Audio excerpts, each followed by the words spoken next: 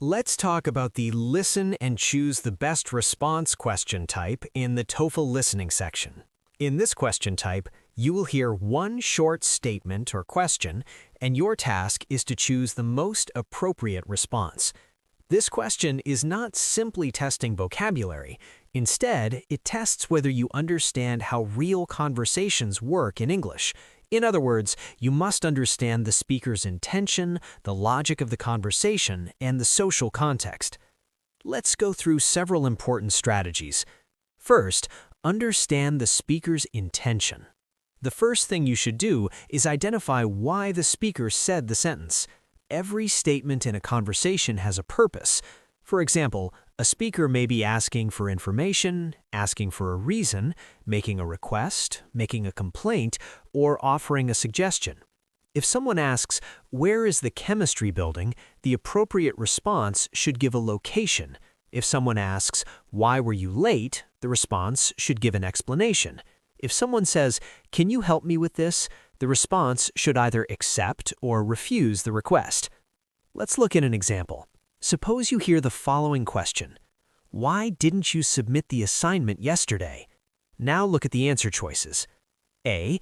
I forgot to bring my laptop. B. The assignment is very difficult. C. I like writing essays. The correct answer is A. The reason is that the question asks why, so the response must provide a reason or explanation.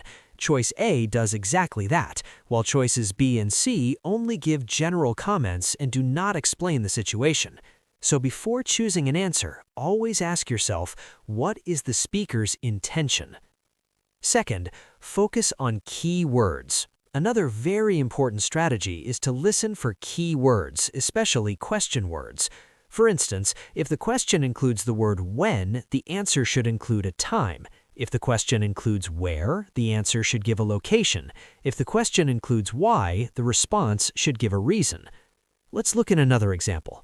Imagine you hear the following sentence: "Where did Professor Smith move his office?"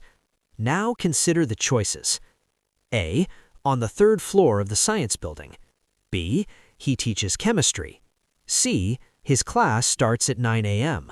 The correct answer is A. The key word here is where, therefore the response must give a location, and only choice A provides that information. Third, recognize common conversation patterns. In English conversations, responses often follow predictable patterns. For example, if someone makes a request, the response usually accepts or refuses the request. If someone makes a suggestion, the typical response agrees or disagrees. If someone makes a complaint, the response often shows sympathy or suggests a solution. Consider this example.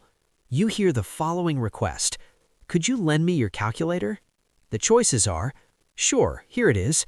I bought it yesterday. Calculators are useful. The correct answer is A. The speaker is making a request, so the response should accept or refuse the request. Only choice A does that. Fourth, eliminate illogical responses. In many TOEFL questions, the wrong answers are grammatically correct, but they do not logically respond to the question.